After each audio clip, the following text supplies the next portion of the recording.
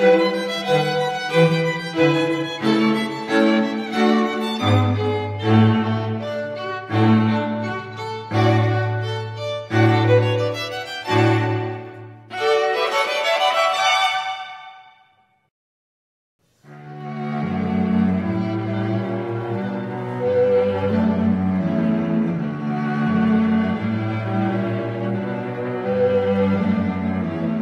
Palácio Tiradentes estava predestinado a entrar para a história bem antes de ser inaugurado, em 1926.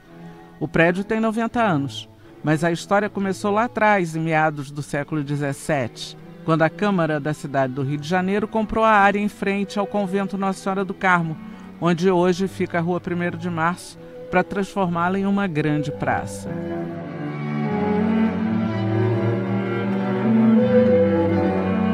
E foi ali que a nova Casa da Câmara e Cadeia começou a ser construída em 1638. A antiga ficava no Morro do Castelo, que foi posto abaixo no século XX.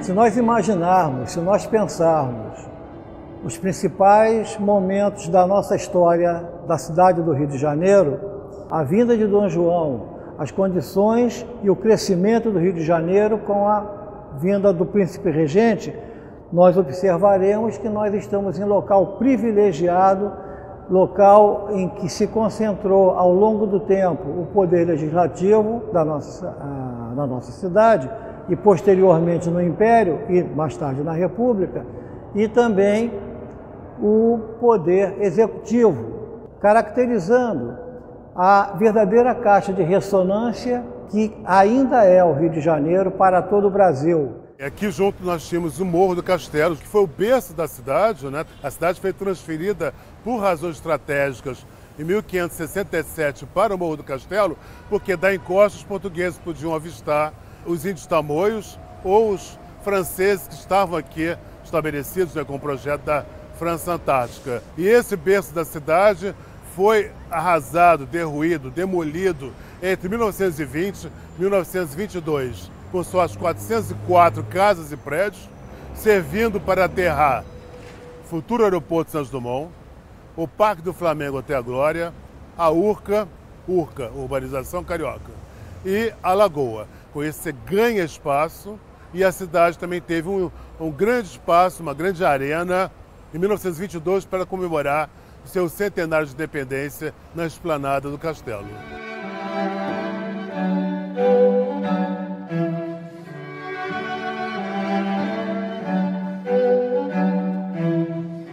Esse lugar no século XVII já começou a se construir a chamada Cadeia Velha, onde funcionou o Senado da Câmara, funcionou Cadeia e Senado da Câmara, o que era muito comum em quase todas as cidades da América Portuguesa, as cidades do Brasil colonial. Você tinha o poder legislativo e embaixo você tinha a cadeia. Não é à toa que Tiradentes foi preso exatamente neste local, onde era a cadeia.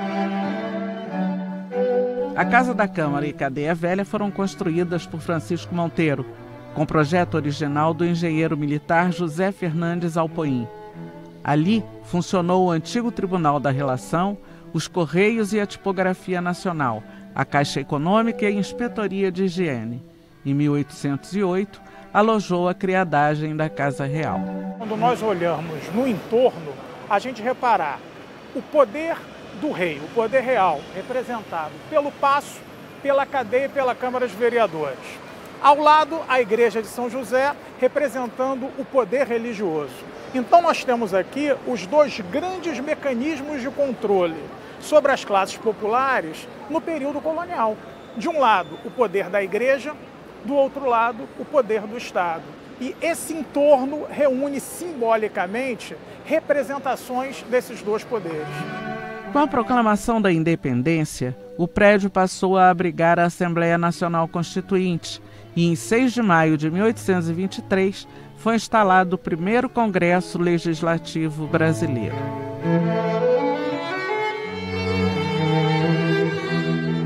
E aqui mesmo, esta Assembleia foi dissolvida em 1823 pelo mesmo Dom Pedro I. Observamos, e isso é muito interessante, que ele foi Casa das Leis antes, como Câmara dos Vereadores. Posteriormente, foi a sede da Assembleia Nacional Constituinte, Casa das Leis mais tarde e Casa das Leis, agora no novo prédio, que é o prédio do século XX, da década de 20, e que abriga a Assembleia Legislativa. Em 1917, foi a velha Casa da Câmara e Cadeia que vieram abaixo para dar lugar ao Palácio Tiradentes. O projeto foi assinado pelos arquitetos Arquimedes Memória e Francisco Couchet.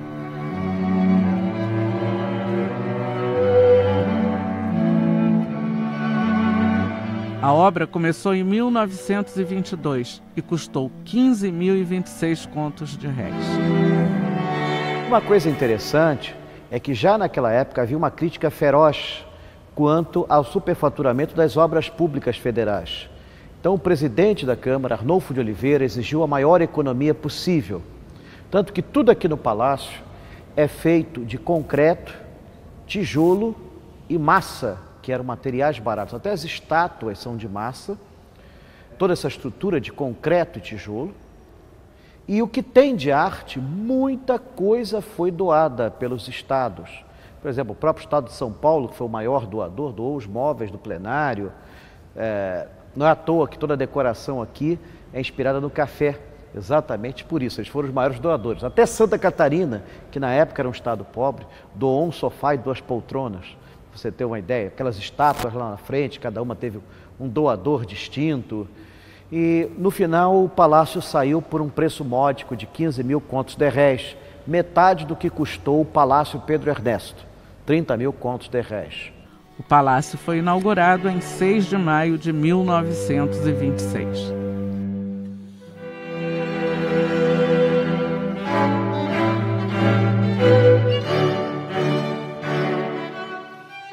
A construção do novo palácio acompanhou o momento de transformação por que passava o país.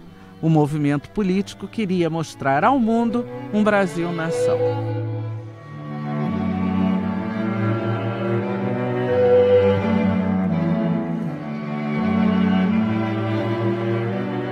A proclamação da República, ela trazia implícita a ideia de modernização do Brasil.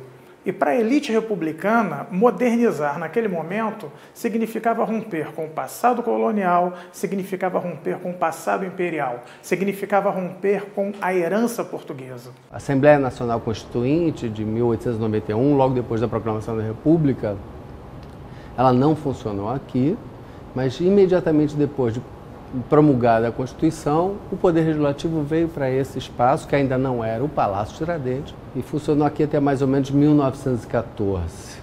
Por volta de 1914, se considerou que aqui não existia um bom estado, não estava em bom estado físico, material, para dar continuidade aos trabalhos legislativos, e a Câmara dos Deputados se mudou naquele momento para o Palácio Monroe, que fica ali na beirada da atual Cinelândia, né? Ficava ali, não existe mais o Palácio Monroe. Foi mais ou menos nesse momento, na verdade um pouquinho depois, né?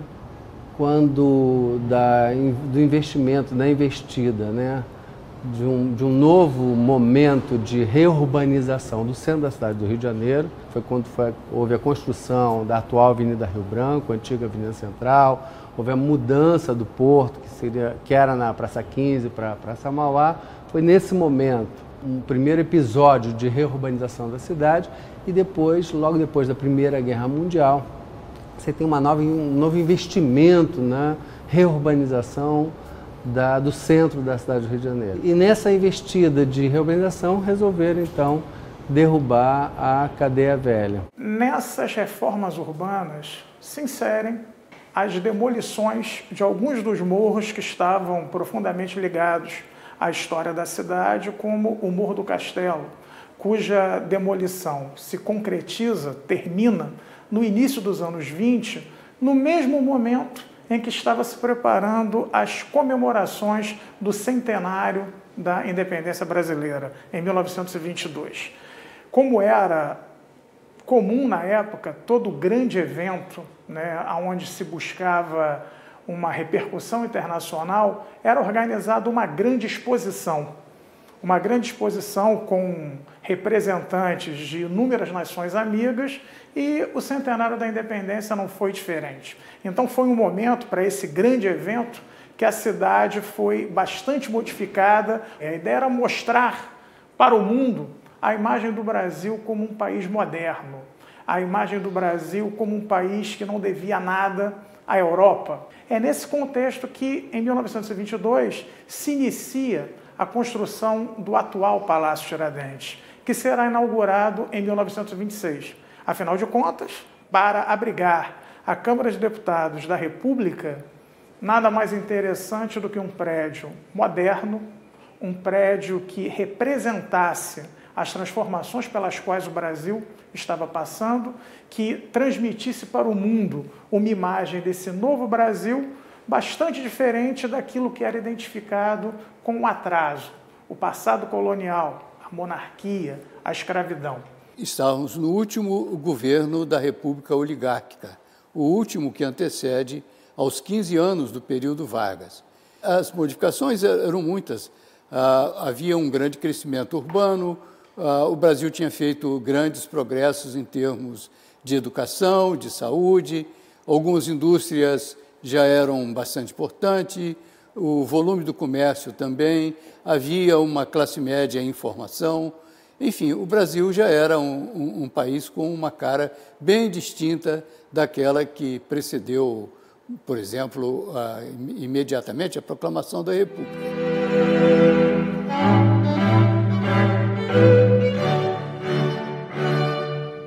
Em 1923 tinha surgido o rádio no Brasil. Então, isso tinha, de certo modo, introduzido a mídia moderna, que continuaria em transformação contínua até o aparecimento da televisão depois da Segunda Guerra Mundial. Então, a cultura reflete todas essas modificações que surgem. Por exemplo, um setor que tem um grande desenvolvimento é da cultura popular. A cultura de massas, vamos dizer, por causa do rádio, futuramente por causa da televisão, mas também por causa das revistas, as mais diferentes, e também por causa do teatro popular e de outros tipos de diversão, as cervejarias, as casas de espetáculos as mais variadas, os teatros de revista, enfim, a cidade e o Brasil passam um período de grande efervescência. E, como uma espécie assim, de matéria-prima para todos os espetáculos, a música popular. No final, exatamente por ocasião da inauguração e nos anos subsequentes do Parlamento Brasileiro, da Casa do Parlamento Brasileiro, o que se vê, por exemplo, é o surgimento de dois cartazes extraordinários. O compositor Senhor, que vai fixar o samba, e Noel Rosa, que está ainda começando a carreira. Noel Rosa, durante uma década, será o grande nome da canção popular brasileira. O cinema brasileiro também já vinha desde o começo do século XX, mas ele se firma nesta passagem dos anos 20 para os anos 30. É exatamente em 1930 que surge o primeiro filme sonoro brasileiro, que é o filme chamado Coisas Nossas, que é um filme dirigido ainda por um empreendedor norte-americano, é um diretor e produtor, mas com artistas brasileiros, com canções do Noel Rosa, inclusive Coisas Nossas, que é a canção que dá título ao filme. Ia ser pandeiro pra sentir o dia inteiro a tua mão na minha pele a batucar. Saudade do violão e da palhoça, coisa nossa, coisa nossa. Então o Brasil,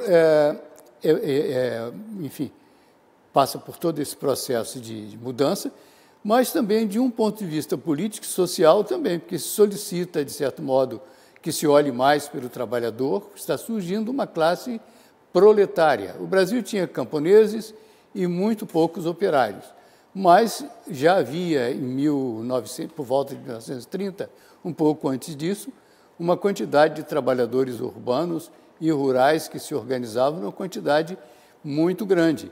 Então, isso exercia uma pressão para que se dessem leis trabalhistas, que se organizasse melhor a sociedade em bases dos interesses da classe dos trabalhadores. E esse conflito também pesava muito na ordem política como um todo e nos acontecimentos. Em 1926, o Brasil tinha passado por uma quantidade enorme de tentativas de golpes e revoltas militares.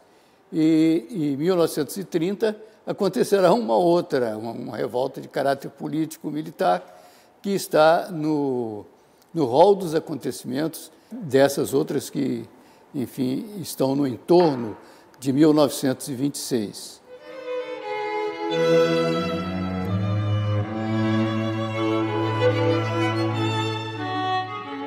De certa forma, nós já até podemos dizer que, paralelamente a esse ambiente intelectual e político, né, você também tem uma afirmação, principalmente nos anos 20, mas que não se inicia nos anos 20, mas nos anos 20 do século XX, uma afirmação também de uma especificidade da cultura brasileira e do pertencimento brasileiro em relação ao conjunto das nações. Isso não é contraditório, porque se de um lado tinha, desde o início do século, muita gente dizia, para nós sermos civilizados, nós temos que falar francês, nós temos que ter estátuas, né, lembrando a antiguidade clássica no passeio público, que foram colocadas no início do século XX.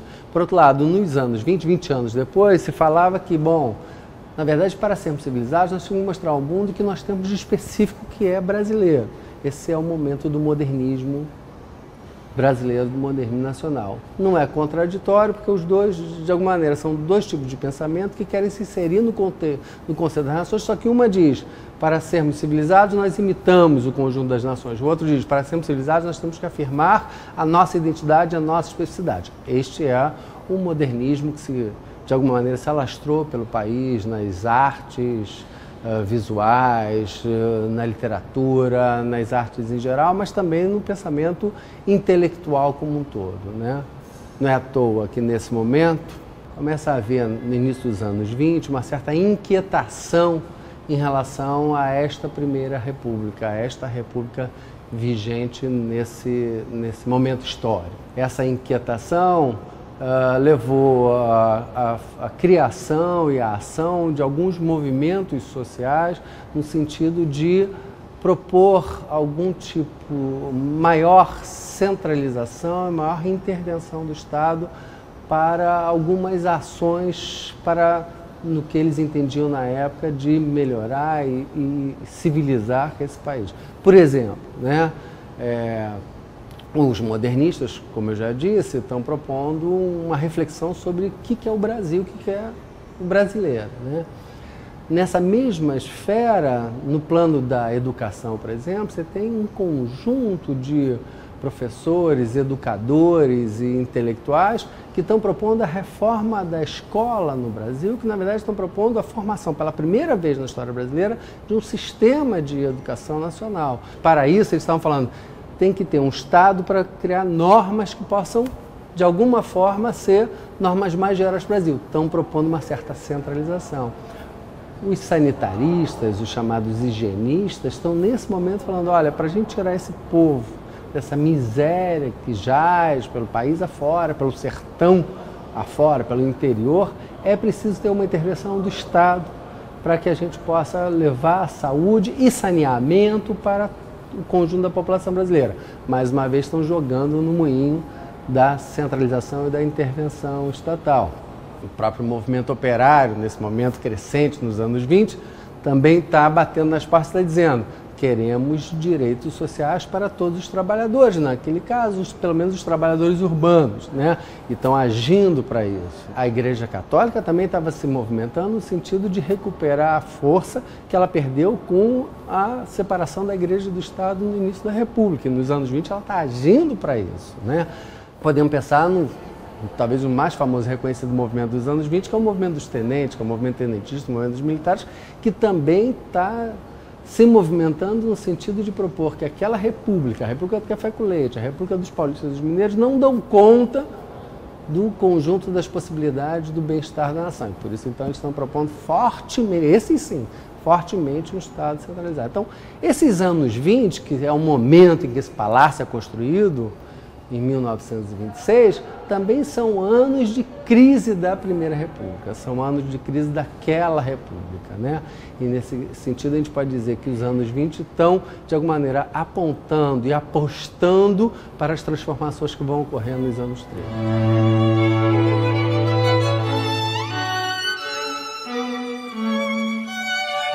Ao longo dos seus 90 anos de existência, o Palácio Tiradentes ele testemunhou transformações extremamente importantes na história do Brasil e na história do Estado do Rio de Janeiro, sendo o palco de discussões que levaram, por exemplo, a algumas constituições federais e as constituições estaduais. Em 1930, a República Velha chegou ao fim com um movimento armado que ficou conhecido como Revolução de 30.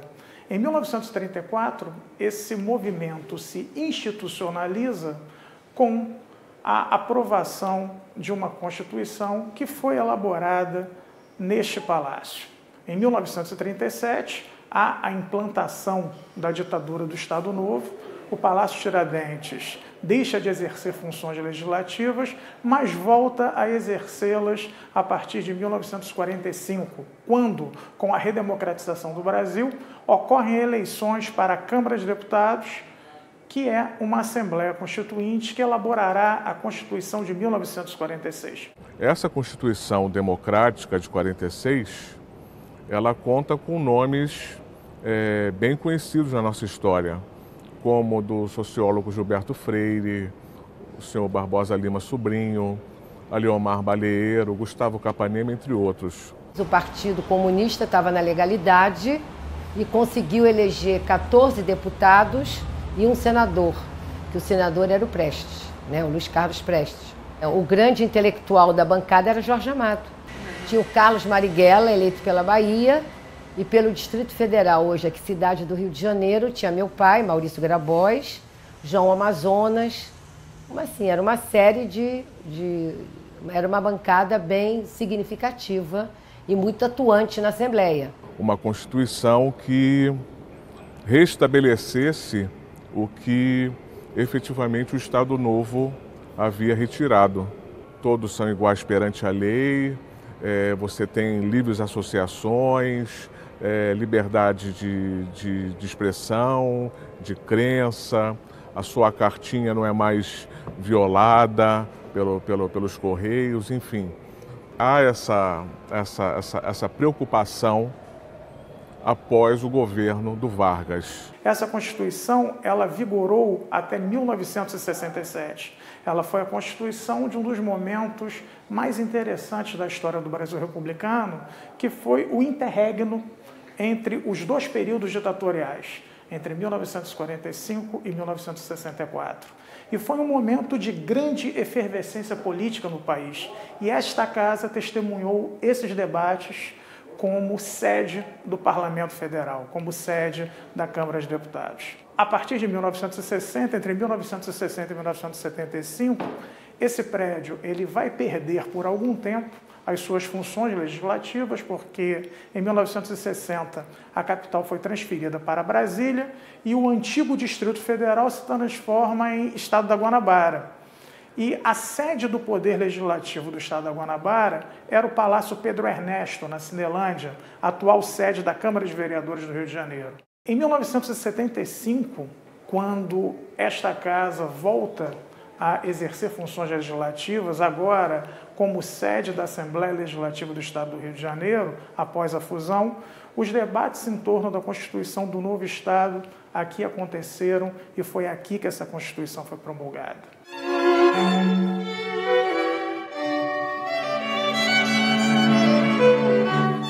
Em 1960, com a transferência da capital para Brasília, o Rio de Janeiro, o antigo Distrito Federal, passa a ser o Estado da Guanabara.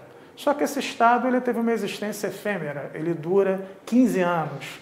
porque já na primeira metade dos anos 70 começa uma grande discussão sobre a possibilidade de fusão entre o Estado do Rio e o Estado da Guanabara. Quando a gente pensa nos hiatos que essa casa sofre em relação a seu papel tradicional desde o período colonial, nós podemos pensar no Estado Novo, fundamentalmente, antes do Estado Novo no período entre 30 e 1933, e depois a gente pode pensar nesse momento que vai de 63 até 1975. Por que ele volta a ser a casa que ela é hoje, a Assembleia Legislativa do Estado do Rio de Janeiro?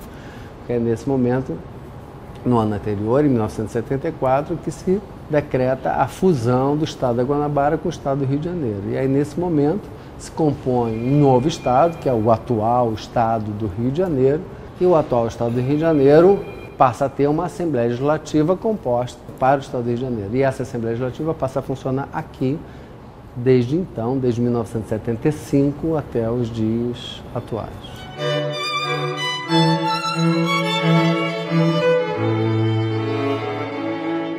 Durante o ano em que a Assembleia Constituinte Estadual se reunia, essas galerias estiveram bastante cheias, com inúmeros movimentos sociais defendendo os seus interesses. Por exemplo, naquele ano, houve intensas mobilizações dos estudantes da Universidade do Estado do Rio de Janeiro, que aqui estiveram presentes por inúmeras vezes, lotando essas galerias, reivindicando um percentual mínimo que atendesse aos interesses da universidade. Esse é um exemplo, mas outros movimentos sociais estiveram aqui representados, tentando levar aos deputados constituintes as suas demandas, as suas necessidades. Foi um outro grande momento da história dessa Casa Legislativa. Nós, no movimento estudantil, eu era diretor da AMES, ocupávamos essas galerias para tentar aprovar a lei de cotas para estudantes de escola pública. Isso era no final dos anos 90. Nós, no movimento estudantil, o movimento social, a CUT, MST, a OAB, estavam todos organizados contra as privatizações. As vigílias e as passeatas aconteciam aqui na escadaria da LERJ. Passamos uma semana praticamente morando aqui na escadaria. Já nos anos 2000, aqui em 2008, 2010, nós voltamos a essa casa, passamos a ocupá-la diariamente e aprovamos uma lei que reconhece o funk como cultura. Muito importante, aqui a gente aprendeu como participar e interagir com o poder legislativo, E a possibilidade de criar uma lei, que hoje em dia é a lei de cotas, que eu tenho certeza que faz muita diferença na vida de muita gente. Bom, minha lembrança mais antiga da LERJ, sempre ligada ao movimento estudantil, aos movimentos reivindicatórios, é de 88. Eu ainda morava em Porto Alegre, quando eu vim para a posse da União Nacional dos Estudantes, e a partir daí, um palco constante na minha vida. Eu posso citar aqui a luta pelo passe livre, em 1990-91, a luta contra a privatização da CSN, que nós tivemos alguns embates muito duros, a Bolsa de Valores era aqui ao lado e nós tínhamos diversos enfrentamentos na Bolsa de Valores e a polícia nos botava para correr, a gente corria aqui para a escadaria da LERJ, momentos marcantes na minha vida. As lutas também por melhorias no orçamento da UERJ, as greves que os professores realizaram no início do governo do segundo governo Brizola, em 1990-91, e não podíamos deixar de falar o Fora Collor, que foi um período muito marcante na vida de nós que fazíamos o movimento estudantil, o movimento popular na época, e que participamos inúmeras vezes. Então, nós temos uma lembrança muito viva do Palácio Tiradentes.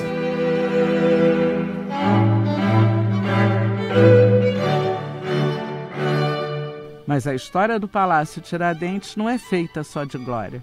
No dia 10 de dezembro de 1937, era implantado o Estado Novo, com o fechamento do Congresso e uma nova Constituição.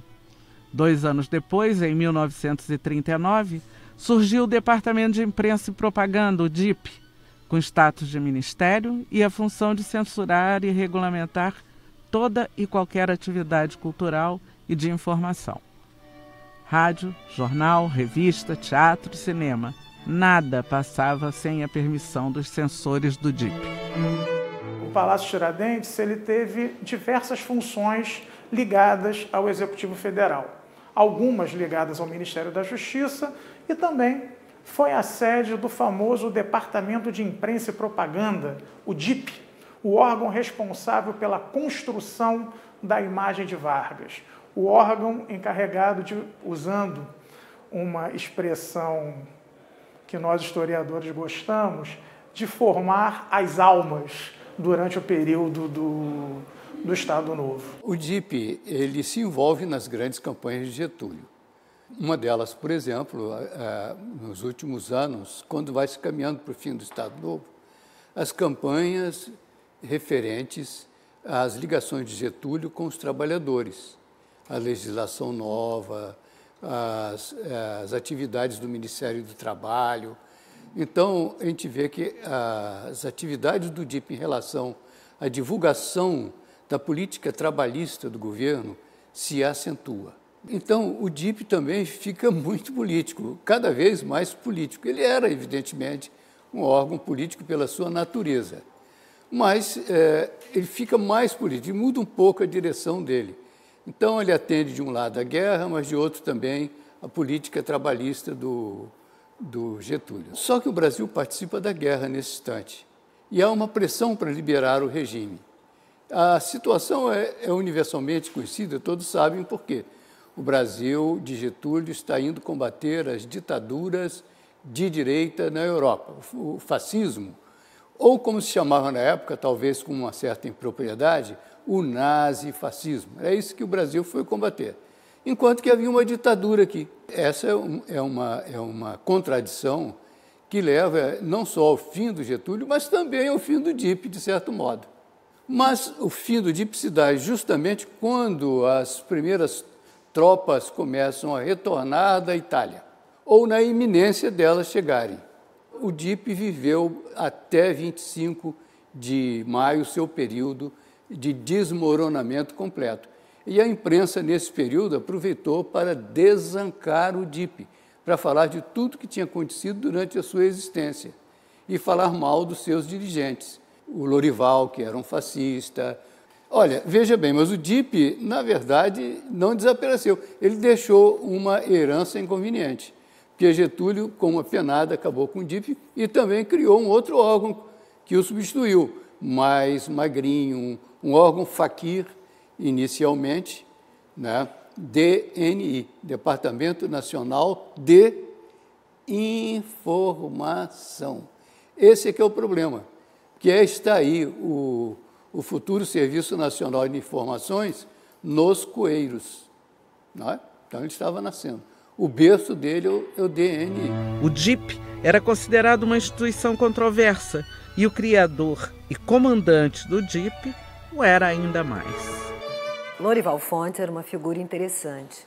Interessante no sentido de ser polêmico, porque também deixou uma memória bastante dividida entre aqueles que eram seus amigos, seus correligionários políticos, as pessoas que trabalhavam com ele e seus inimigos. Jovem ainda, adolescente, 14, 15 anos, ele tinha bastante simpatia, inclusive pelo socialismo. Com a Revolução de 30, ele começa a se aproximar de Vargas. Ainda no governo provisório, ele vai trabalhar como chefe de gabinete do Pedro Ernesto, que era o interventor do Distrito Federal, né? E o primeiro contato que ele tem com Vargas, ele já apresenta um projeto que ele tem, né, de um departamento de propaganda. Isso em 31, 32. Que vem a se transformar no DPDC, Departamento de Propaganda e Difusão Cultural, em 34, que depois vira o DNP, em 38, né? E o DIP, em 39. Foi, vamos dizer assim, o homem de confiança de Getúlio no período mais crucial do DIP, que foi até 42. Ele retorna, em 51, na função de chefe da Casa Civil do segundo governo Vargas. E aí ele tenta apagar aquela memória, né, vamos dizer assim, que o ligava ao momento mais autoritário da ditadura. No final do governo Vargas, há uma questão bastante polêmica em torno de Lorival. Há quem diga que ele teria traído Vargas, teria se aproximado das hostes da UDN e por isso teria sido eleito senador numa coligação de partidos em que a UDN fazia parte.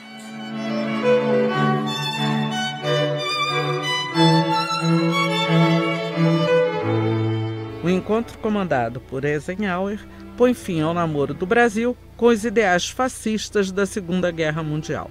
Nesse período que vai entre 1937 e 1945, eu acho que há que se ressaltar um evento muito importante do ponto de vista do impacto que ele teve para a sociedade brasileira e para o Estado brasileiro, para os rumos do Estado Novo, inclusive, que foi a terceira conferência de chanceleres, de ministros das Relações Exteriores de todos os países americanos. E esta conferência se deu no Rio de Janeiro, na cidade do Rio de Janeiro, nesta casa. Muda os rumos do país, na verdade, muda os rumos de várias coisas pelo mundo afora. Porque nesta conferência, os países americanos declaram imediatamente, com exceção da Argentina e do Chile, declaram rompimento das relações diplomáticas com os países do eixo, primeiro com a Alemanha e com a Itália e depois com o Japão. Isso muda os rumos do Brasil, porque a partir desse momento, o governo brasileiro está incondicionalmente aliado à principal potência dita democrática do mundo, que eram os Estados Unidos.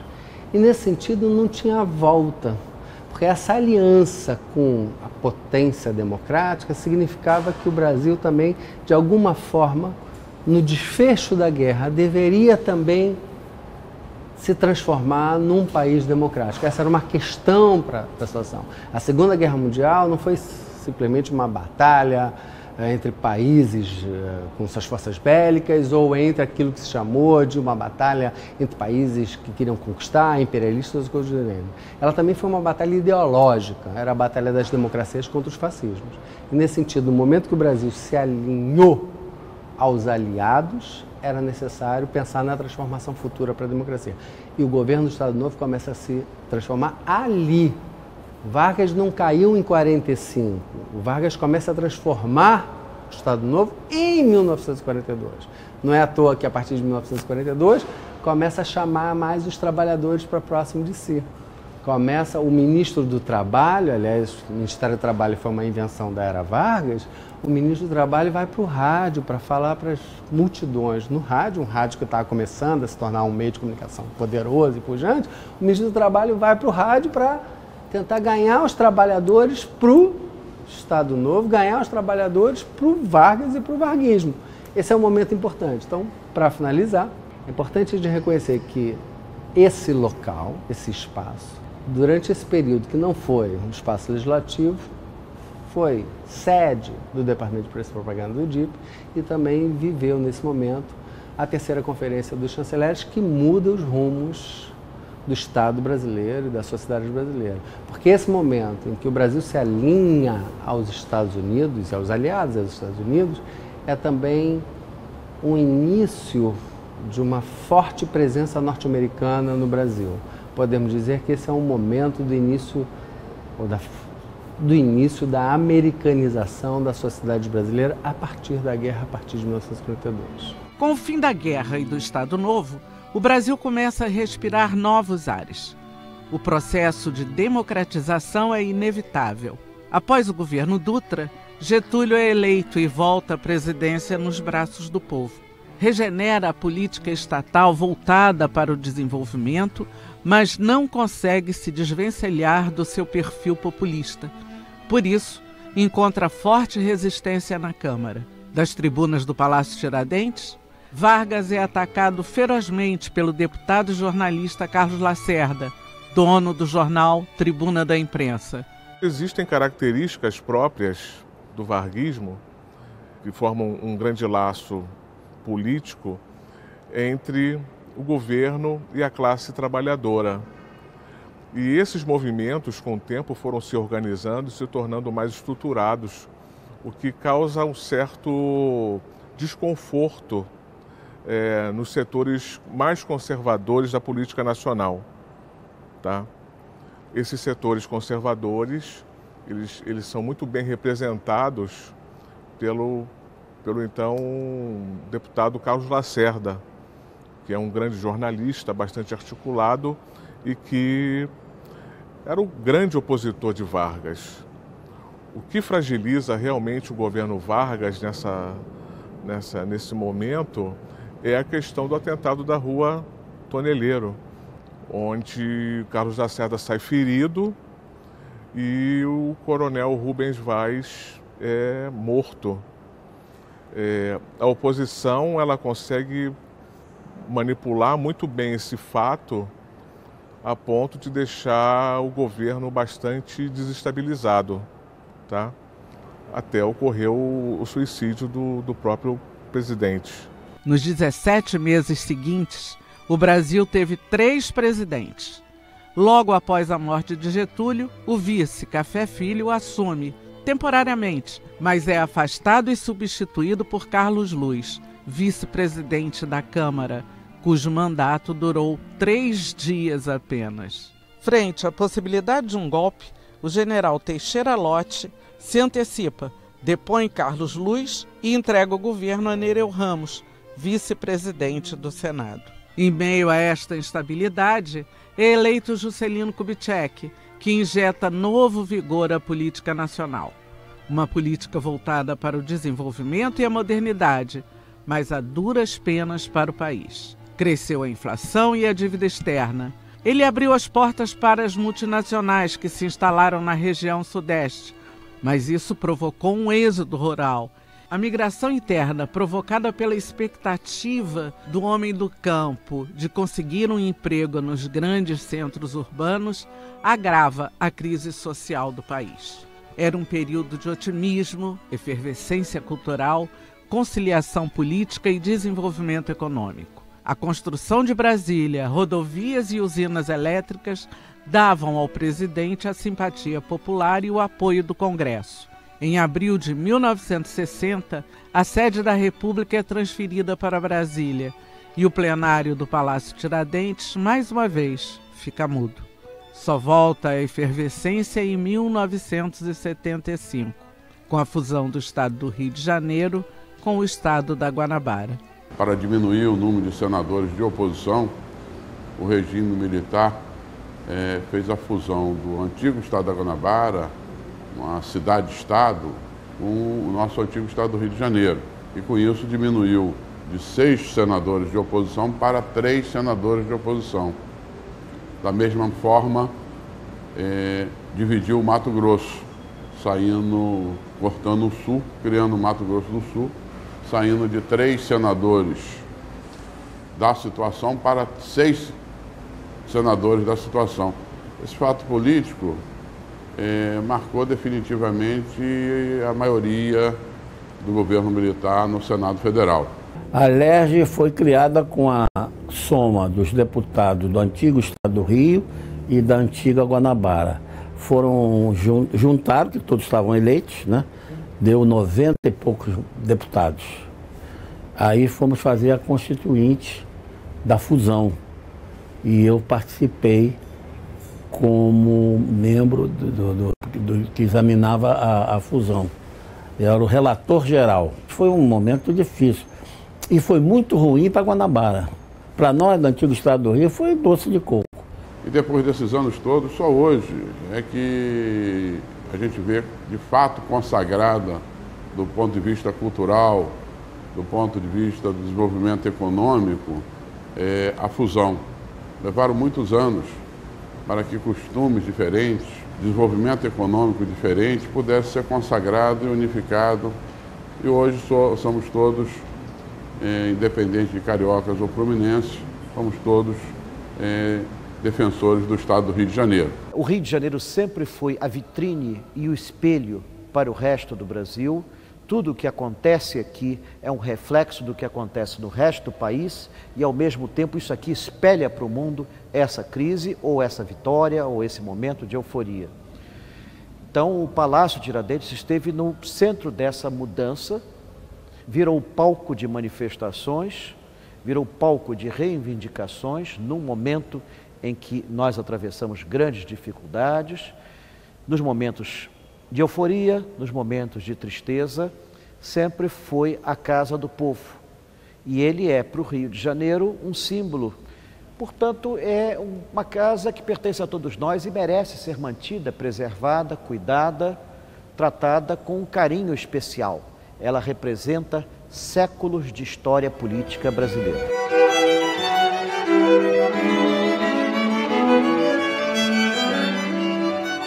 Vários momentos significativos podem ser citados dentro desses 90 anos memoráveis. Mas um dos que mais me chama a atenção foi a eleição da primeira mulher, que muito pouca gente cita, né? Em 1932 foram convocadas eleições, uma candidata para desespero dos machistas tradicionais de plantão, Carlota Pereira de Queiroz, uma provecta senhora, bem cheinha, né? Bem fofinha, e apesar do seu aspecto doce, meigo, ela vinha com ideias vigorosas de igualdade feminina, o direito da mulher na participação das decisões nacionais.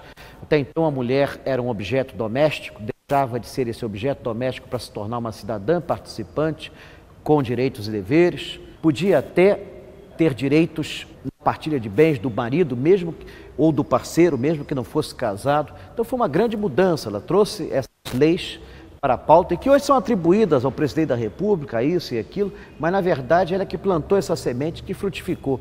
A década de 30 foi uma época muito rica na história do Palácio Tiradentes. Foi a época das grandes leis sociais. Nós aqui praticamente não tínhamos direitos civis, direitos sociais, direitos políticos, e esses foram literalmente criados a partir da Revolução de 30. E foi uma época de grande cobrança da população perante seus deputados, e o Palácio Tiradentes pôde exercer a sua função, que sempre foi imaginada desde o início, ser uma caixa de ressonância da sociedade. É o palácio onde o povo diz ao governo o que deve ou não fazer. Novos tempos, novos personagens. Mas no plenário do Palácio Tiradentes se mantém a tradição de estar sempre à frente, abrindo novos caminhos na história da democracia brasileira. Foi assim que, em fevereiro de 1995, foi eleito presidente da Alerj pelo voto aberto. Foi garantido aos homossexuais os mesmos direitos dos casais heterossexuais.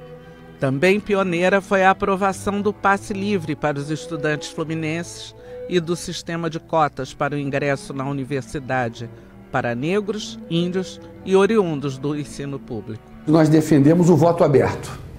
A nossa filosofia era: deputado, mostre a sua cara. O voto é um direito, abrir o voto, o deputado tem que mostrar o seu voto, é um dever do deputado mostrar o seu voto. E assim nós conquistamos uma eleição com as galerias cheias, dividida a Assembleia, numa eleição memorável, creio que não só para mim, mas para a história da democracia do nosso Rio de Janeiro e do Brasil. É o primeiro parlamento a fazer o voto aberto. Na questão também dos direitos dos homossexuais, eu, como legislador, trabalhei por essa questão. Quanto ao preconceito, eu dizia: eu não estou aqui discutindo a opção sexual de cada um. Estou dizendo o seguinte: o servidor público do Estado, que é homossexual, tem todo o direito, como o servidor público heterossexual, se ele está casado com um companheiro, ou se a companheira está casada com uma companheira, a ter acesso ao que o companheiro de trabalho, que faz a mesma coisa que ele, heterossexual, tem para a sua companheira ao morrer. A história do Palácio Tiradentes se confunde um pouco com a história política de vanguarda do Rio de Janeiro. Eu destacaria como fato muito relevante da história recente a aprovação em 99 da Lei de Cotas para a nossa Universidade do Estado do Rio de Janeiro, a UERJ. Foi o primeiro estado brasileiro e depois se expandiu a outros estados brasileiros e se expandiu para o governo central. E hoje nós temos a lei de cotas em todo o país. Outro fato importante, que também parte dos estudantes da nossa juventude, foi o primeiro estado a consagrar o passe livre para os estudantes. Hoje uma questão universalizada em todo o país.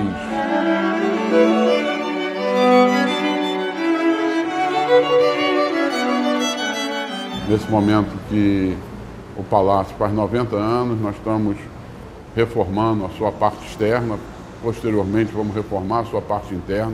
Assim que nós conseguirmos mudar para o Banerjão a parte administrativa, nós faremos a reforma da parte externa, já aprovada pelo IPHAN, né? E eu quero que o Rio de Janeiro tenha a oportunidade do Palácio Tiradentes ser transformado num museu vivo, com exposições permanentes, que se integre definitivamente à vida do corredor cultural do centro do Rio de Janeiro e que também a cidade que vem ganhando tantos implementos importantes, Museu do Amanhã, o Mar, a reurbanização da Orla a partir dos armazéns da Praça Mauá até aqui a Praça 15, a demolição futura do nosso anexo para que se amplie a área de convivência, de lazer e de cultura da Praça 15 e o Palácio se integre definitivamente nessa paisagem.